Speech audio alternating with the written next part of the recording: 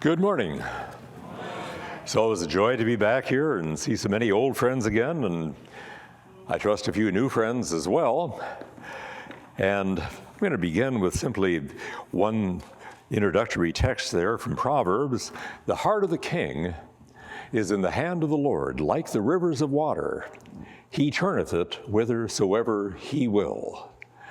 And we understand that God is in control. God has established these two kingdoms, church and state.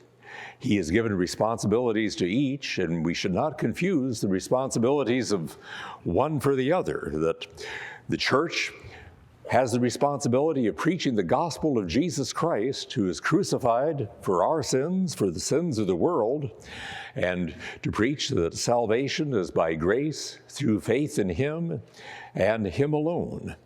The role of the state is to keep order, to enforce the first table of the law, to use the first use of the law in restraining sin. I understand that government cannot take away sin. It cannot take away the desire to sin, but it can cause people to decide that crime doesn't pay, and thereby it helps to create order and enables us, as Peter says, to live in a peaceable and orderly society.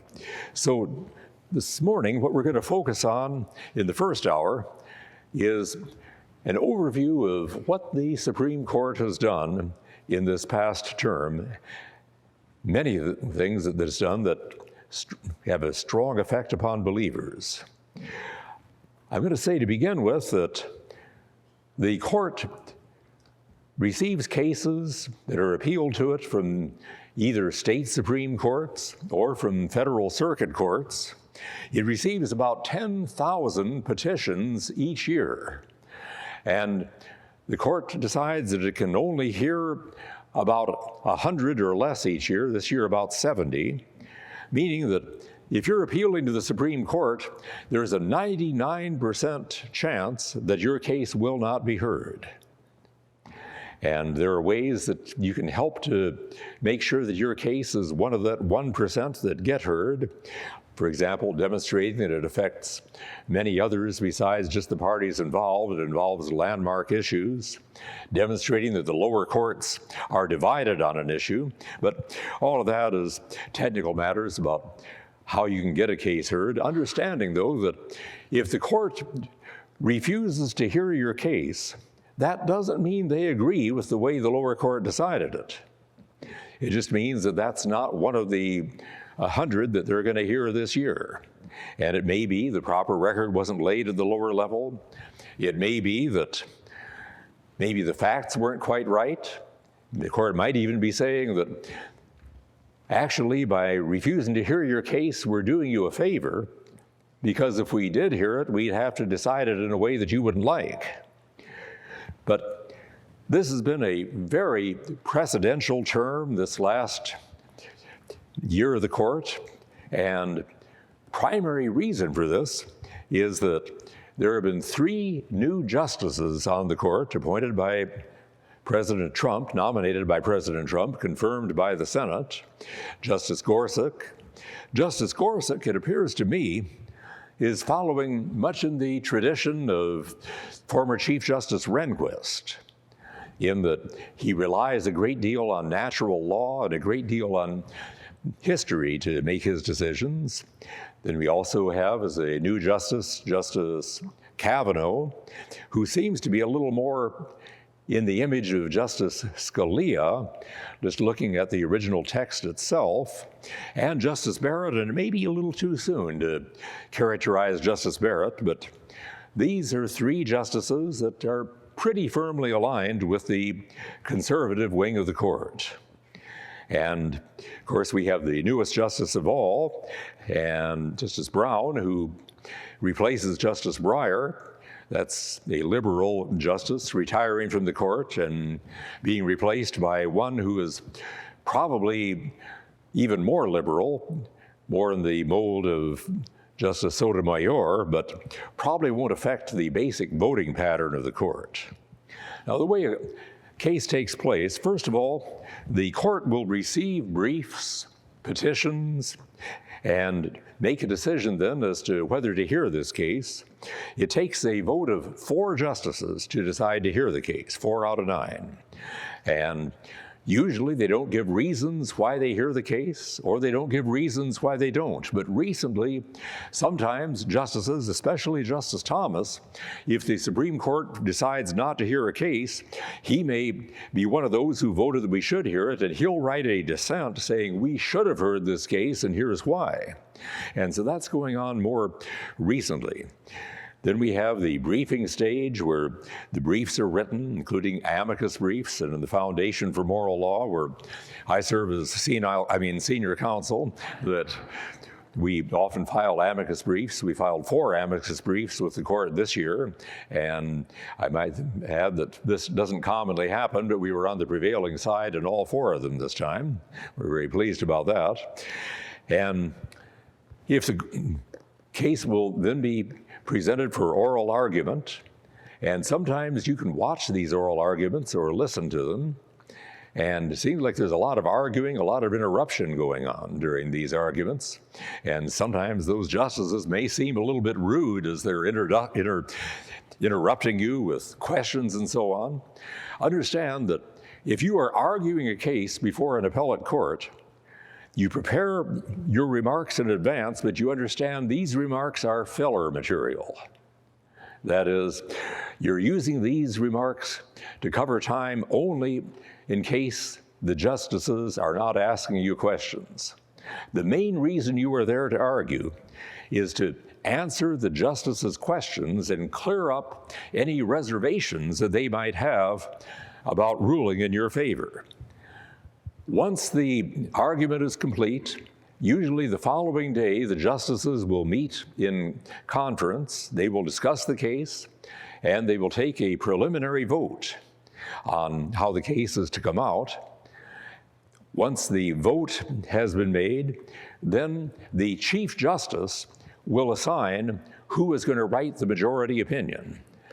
I should say that is true if the Chief Justice voted with the prevailing side. If he didn't, then the senior justice who voted with the prevailing side assigns the opinion. That means the Chief Justice has a little more power than some of the others, because by assigning who writes the opinion, he can kind of control what that opinion is going to be.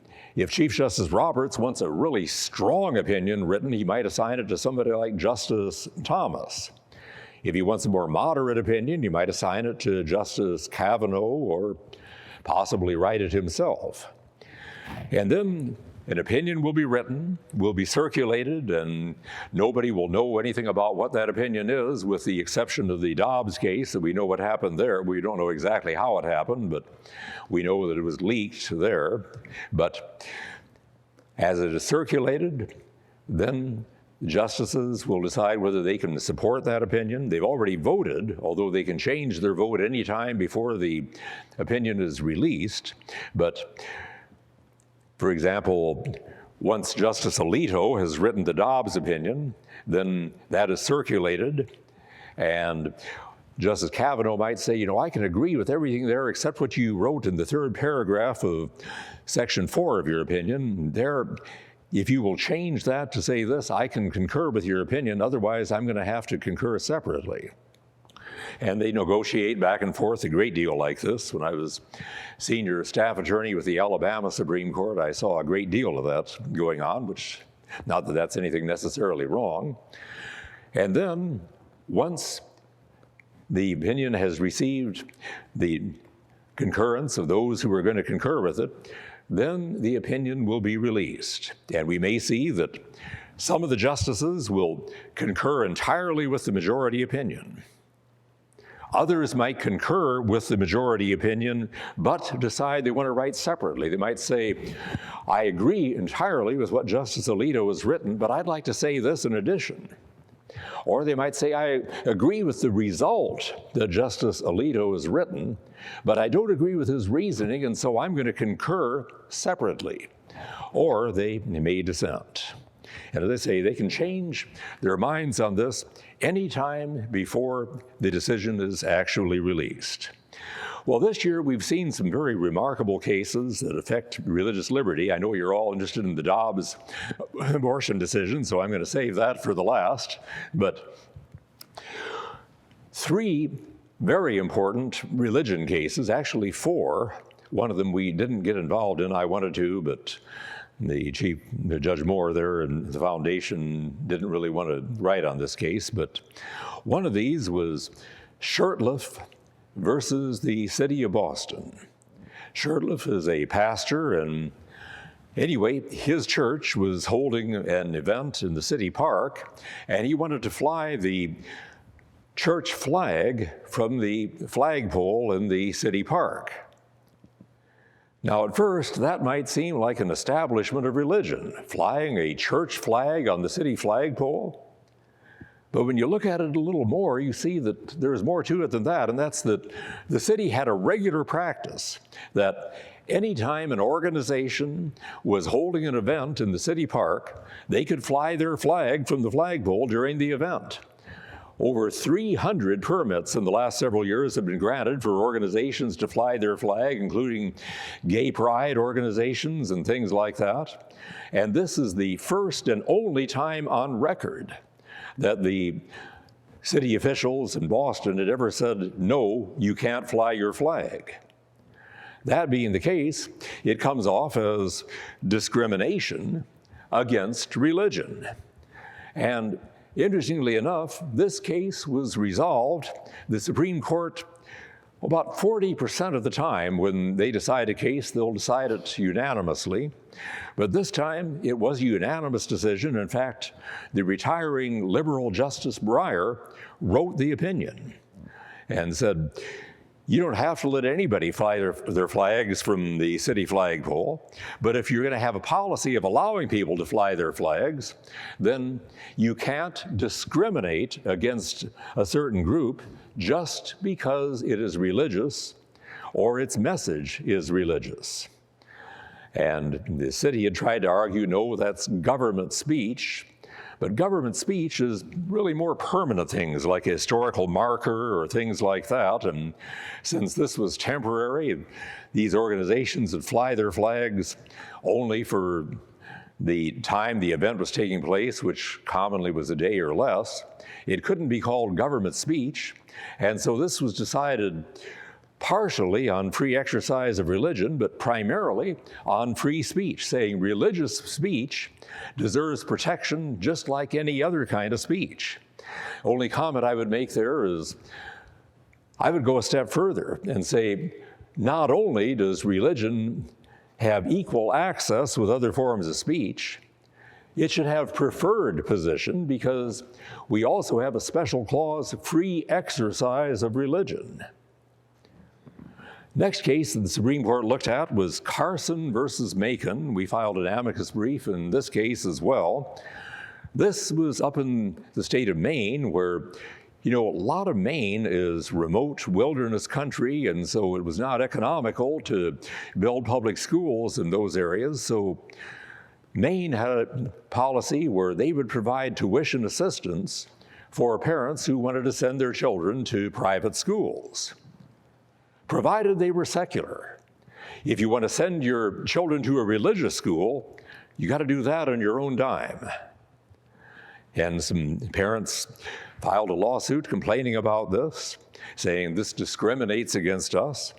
Once again, the Supreme Court, and this time it was a 6-3 decision, but once again, the Supreme Court ruled that if you are going to fund religious, or if you're going to fund private schools, you have to fund all private schools. You can't discriminate against religious schools. Chief Justice Roberts wrote the opinion. The dissenters in this case, frankly, were, in my opinion, bordered on hysteria, saying, you are forcing Maine to fund religion. And Roberts was just so explicit. And when the dissent writes an opinion, the majority always gets the final word. They say, no, we didn't say Maine has to fund religion. They don't have to fund private schools at all. All we have said is if they are going to fund private schools in part, they cannot discriminate against religious schools in doing so. Also, one said, you may even be funding, this is really horrible, you may even be funding religious schools that teach an anti-gay message.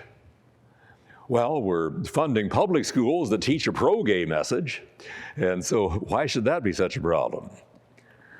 The next and probably most significant of the three religious cases were Kennedy versus Bremerton School District.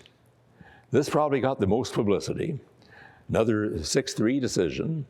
This case involved a coach in Washington State who, at the close of every football game, he would go out on the 50-yard line and kneel in prayer. And at first, he would do this entirely by himself. And then some of his players would say, could we join you? And he'd say, it's a free country, you can do what you want. And so many of his players would come out and join him. And then as this progressed, players from the other team would join as well, and people from the audience as well. And then the school district said, we can't allow this. This is religious, and therefore it is an establishment of religion and must be prohibited. Well, the case had a lengthy history, but it went up to the Supreme Court, and again, a 6-3 decision. This time, Justice Gorsuch wrote the opinion, and it is an excellent, really, really excellent opinion. And first of all, he refuted the contention of the school district that this was government speech. Essentially, what the school district was saying is anything a coach says out there is not his own words. He is speaking for the school district, which means he is speaking for the government. And so if he says something religious, that is government endorsing religion. And Gorsuch simply said, look, if that is speaking for the government, then you'd have to say that anything a teacher says at any time in his classroom is government speech. And he said, we clearly have said otherwise, going way back into the 1960s with Tinker versus School Board. Back in that case, we said that neither students nor teachers shed their constitutional rights at the schoolhouse gate. So this is private speech, and therefore, he said, Coach Kennedy's speech is entitled to the same kind of protection as if he were saying anything else. And the school district acknowledged if he'd come out there and just given a pep talk or quoted Shakespeare or said some other words like that or done a comedy routine or something, that would be protected by the First Amendment. But because it is religious speech, it cannot be allowed. And again, Justice Gorsuch said, that is just not the case. It must be allowed. Previous decision, I'm not going to go into all the details. I'm going to try to allow a little time for some questions here if you want to ask about this. But there was a previous decision way back in the 1970s, Lemon versus Kurtzman, where we've had what was called the Lemon test, asking a 3-part test anytime government is involved with religion, whether or not it has a secular purpose, whether its primary effect is to advance or inhibit religion, or whether it is excessive entanglement of government with religion. Conservatives have generally disliked this test. The court did not expressly overrule the Lemon test here, but they said we have been disregarding the Lemon test for a long time, and for all practical purposes, they appear to have overruled it.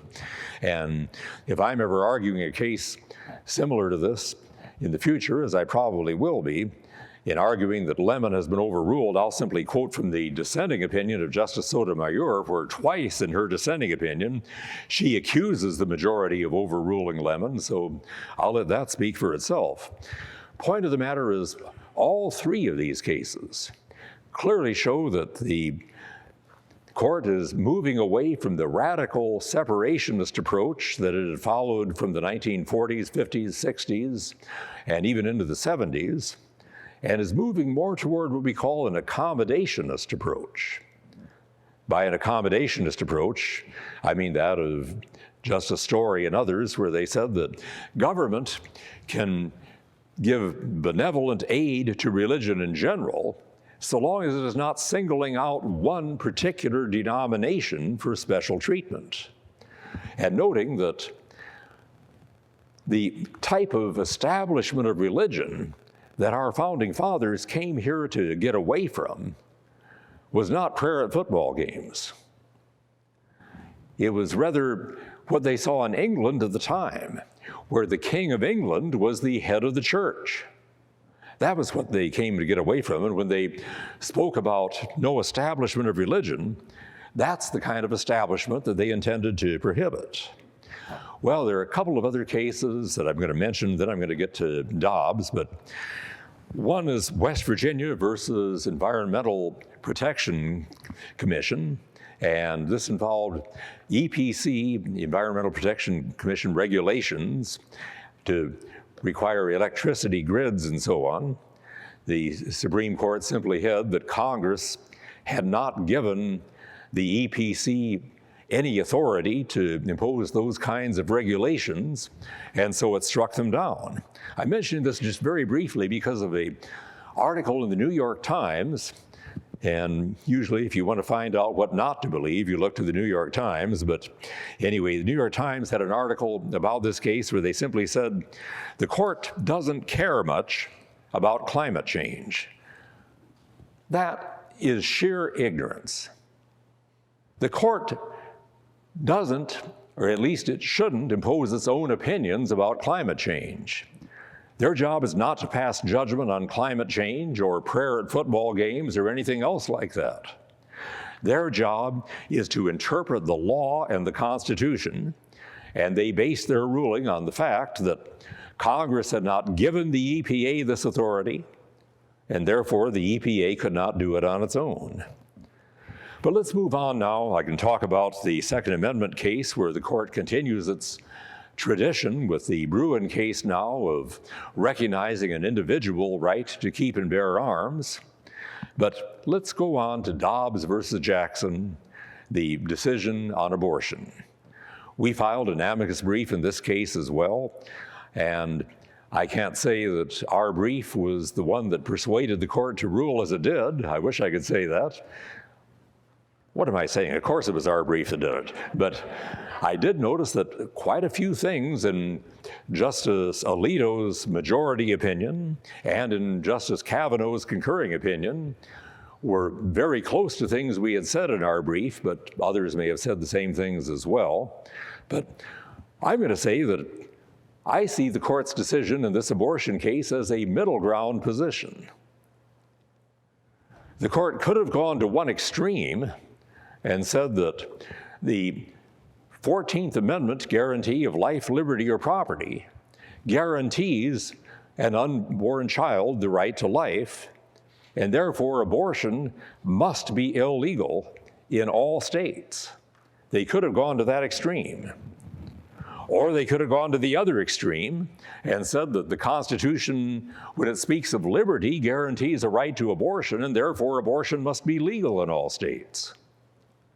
Instead, the court took a middle ground position and an accurate position when the court simply said that the Constitution says nothing about abortion, the Constitution is silent about this issue, and therefore it is left to the states to decide whether abortion should be legal or illegal.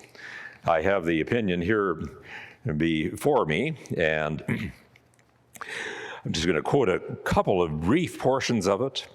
One, Justice Alito says, constitutional analysis must begin with the language of the instrument, which offered as a fixed standard, not an evolving standard, not a living standard, but a fixed standard for ascertaining what our founding document means.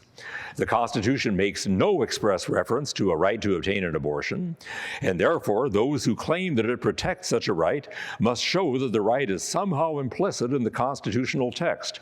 Roe, however, was remarkably loose in its treatment of the constitutional text. And so he says the Constitution is silent on it, therefore it is up to the states. And he goes on to say concerning the viability test, the test that the court used in Roe, which he and the majority here now overrule and reject, he says, the viability line, which Casey termed Roe's central rule, makes no sense, And it is telling that other countries almost uniformly eschew such a line. The court thus asserted raw judicial power to impose, talking about what the court had done in Roe, to impose, as a matter of constitutional law, a uniform viability rule that allowed the states less freedom to regulate abortion than the majority of Western democracies enjoy. Several years ago, North Dakota had passed a law that required that any time a fetus, you could detect a heartbeat in a fetus, that the abortion was illegal after a heartbeat had been detected. And this was struck down by a federal judge, went to the Eighth Circuit. We filed a brief in the Eighth Circuit on behalf of the state of North Dakota, in which we argued that the viability test makes no sense at all. That, first of all, it is subjective. It is a doctor's opinion as to whether this baby might be viable. It is variable. Some healthier, more active babies might be viable sooner than others. It also varies with technology. In fact, when Roe was decided, viability was usually at the end of the 6th month, and now it's about the end of the 5th month and getting to be lower and lower all the time. And so we said, on the other hand, heartbeat, there's a rock solid test. Either there's a heartbeat or there isn't. And we urged the Eighth Circuit to reject the viability test and go to the heartbeat test instead. The court, however, the Eighth Circuit said, and they don't do this very often, but they said, we are bound by the Supreme Court's ruling on viability. That's what we have to decide this case on, and so we have to rule that the North Dakota law is unconstitutional. However, we strongly urge the U.S. Supreme Court to reconsider its viability rule at the earliest opportunity. Now, Circuit Court doesn't very often use language like that speaking to the Supreme Court, but they did. And of course, we cited that language in our brief as well. But anyway, so the result of this is that the abortion issue is now back with the states. I would just add that there were several that wrote concurring opinions. Justice Thomas wrote separately when he'd go a step further than Alito, and he would say that the whole argument that there is a right of privacy in the Constitution is wrong, and that maybe other decisions, like the Obergefell same-sex marriage decision, is wrong as well. Kavanaugh wrote separately, and he stressed the principle of stare decisis, that is, let the decision stand, and emphasized that that's not a uniform rule, cited many times in the courts past when it has overruled previous decisions and reasons in which it would be appropriate to do so. We had said that in our amicus brief as well, and we noted that the Supreme Court in its history has in fact overruled previous decisions no less than 300 times. So the idea that a decision is so set in stone that it can never be overruled, no, the court has never said that. Now, Roberts did not join the majority opinion, but he concurred separately. When I say concurred, I mean he concurred in the result, but not in the reasoning. And many have regarded Roberts as betraying the conservative and the pro-life cause in this. I don't really think that's what he did. Here is what Chief Justice Roberts was saying in his concurring opinion. He was saying, and he was really in some ways writing the most conservative opinion of all, he was saying that as a principle of constitutional law, we overrule a previous decision only when it is absolutely necessary to do so in order to reach the desired result here. I am not going to vote to overrule Roe versus Wade in this case, but I will vote to uphold the Mississippi law. The Mississippi law was a law that provided that there could be no abortions after 15 weeks, which goes way, way before the viability test. He says, I believe we can uphold Mississippi's law without overturning Roe versus Wade. And so I am going to say we should overrule, or we should uphold Mississippi's law and leave the question whether to overrule Roe versus Wade to a future decision, a future case. Now, his reasoning makes a great deal of sense. But part of what he is concerned about is the legitimacy, the legacy of the court, one of his concerns here is that if the court steps too far out of line from the other branches of government or from public opinion, people are going to dig in their heels and the court is going to lose its authority. Recognizing the court is, as Hamilton said in the Federalist Papers, the least dangerous branch of government in the sense that it can't enforce its decisions, it can't make law, it can't enforce the decisions it makes. It requires the Congress and the executive to do its enforcement. And he says if we step too far out of line here, they're going to refuse to support us. And so he's been concerned about the court keeping its legacy and its legitimacy in this way. We have seen all the resistance that have been raised to the Dobbs decision already, and it probably would have been far more if the court had simply said that there is a right to life guaranteed by the 14th Amendment, even though I believe that it does guarantee a right to life. But if the court had gone that far, we would see far more resistance to the decision that we've seen already. Anyway, so point I would simply make on this, I understand Roberts' reasoning. I would have concurred, though, with the majority. I would have joined the majority in its opinion for two reasons. First of all, every day that abortion remains legal, 2,000 babies are murdered every day. We can't let that go on. And secondly, we don't know how long we're going to keep the conservative majority we have in the court right now. I think it was necessary for the court to act as it did. This has been kind of a crusade of my adult life. I was opposed to abortion way back in my high school days. Back in 1970, I organized a group called Lawyers for Life in Sioux City to fight a liberalized abortion bill in the Iowa legislature, which we defeated. In 1973, the Supreme Court had said, no sense in even trying to get such bills anymore. We're just going to strike them down as unconstitutional. The states no longer have any authority in this area. All these years, I've been looking for the overturning of Roe versus Wade, not knowing if I'd live long enough to see it happen, and it did. But some seem to think that, okay, now that the Supreme Court has overruled Roe versus Wade, now we can rest.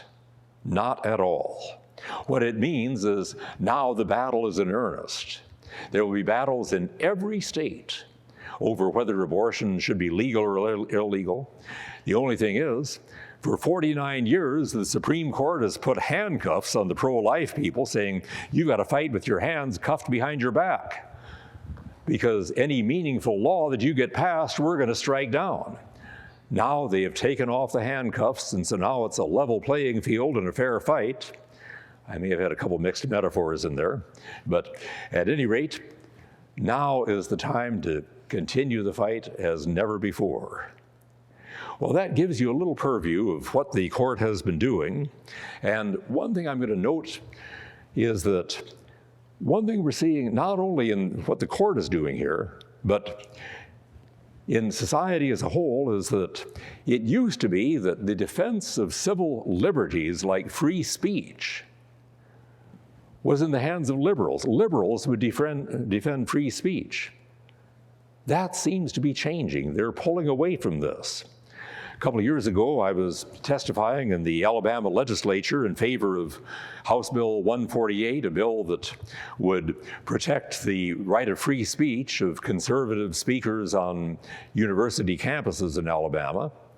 And I had a whole lot of speakers there, professors and students lined up to speak in favor of this, but I noticed there in the other end of the room, there was the head of the local ACLU.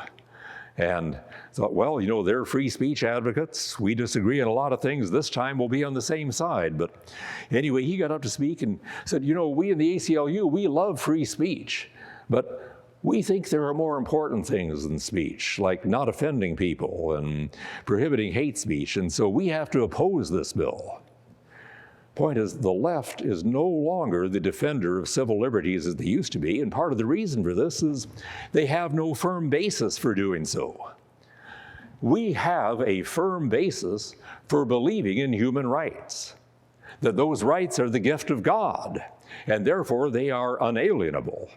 And so it is falling upon conservatives now to defend civil rights and civil liberties. We should have been doing so much longer than we have. We can't forget the needs of law enforcement in the process, but law enforcement, law and order is something very important. I was a prosecutor. I'm a believer in law and order. But law and order means the government and the police have to obey the law too. And it means that when the law protects rights, those rights deserve the protection of the courts. Anyway, it's 11:15. I think I could take a few minutes for questions, if that's okay. Go ahead, Harley. So the 2022-23 Supreme Court term, I think there's a Colorado web designer. Do you know what cases, religious freedom cases, are likely to be heard next term? Well, the Colorado web designer case is going to be heard, and we were involved in several other things. We didn't get to file a brief on that case. We are filing a brief in a similar case, the Colorado web designer case he's talking about. This is a web designer who wouldn't design a web for a same-sex couple, and one that would be recording their marriage. You're talking about the 303 creative case, that they would create videos of weddings, and they wouldn't do so for a same-sex wedding. That's coming before the court. And a similar one is the Klein Bakery case out of Oregon, Sweet Cakes by Melissa. We are filing a brief in that case, and that should be filed any day now. And anyway, so those are a couple that are coming before the court. There is one that there's a petition for certiorari that we are going to be filing an amicus brief in support of that comes before the court. This is a case up in Indiana involving the Fifth Amendment guarantee that nor shall private property be taken for public use without compensation. Now, here's what's happened there. This isn't taking, this is stealing, frankly. What it is that they're along the, I guess that's Lake Erie there, if I recall my geography correctly, but they're along Lake Erie. There are quite a number of people that own lakefront homes there, and the state, or the couple of counties in Indiana, have just passed ordinances saying that any property in Indiana that is below 521 feet above sea level is now public property. That's stealing. And so far, they have lost in the lower courts. They're filing a petition for cert in the Supreme Court. I'm certainly hoping the court will hear that, and we're going to be filing a brief on their behalf. The gun control case that was decided last time, that case involved a New York law that said that, well, you can own guns, but you can't carry them in public unless you have a permit. And in order to get a permit, you have to convince the local sheriff that you have good cause. Good cause being undefined, whatever that particular sheriff might want to allow or not allow. That was struck down. So now you have a new law that has already been passed ever since that decision a couple months ago, and this is going to be challenged. I don't know if it'll get to the court this term because it'll have to be in the lower courts first, but this law puts all sorts of restrictions on firearms ownership, and one of these is that in order to own firearms, you have to take a gun safety course. Now, I'm in favor of gun safety courses, but we don't require a public speaking course in order to exercise our First Amendment rights. So I think it is wrong to require a public speaking or to require a firearms safety course for a basic right to keep and bear arms, which is part of the basic right of self-defense. Beyond that, I think we're just going to have to watch in the next several months and see which cases the Supreme Court grants certiorari on. But anyway, it'll probably be an interesting term, although maybe not quite as decisive as the last. You're hearing that the Supreme Court has become an extremely activist body. I'd say what is happening really is we finally have a Supreme Court that is getting back to interpreting the Constitution for what it says. And I'm glad to see that. And as far as being activists, they're simply undoing some of the damage that they've been doing to the Constitution for the last several decades. We have time maybe for one more? Go ahead, ma'am. This is a little devil's advocate. Okay.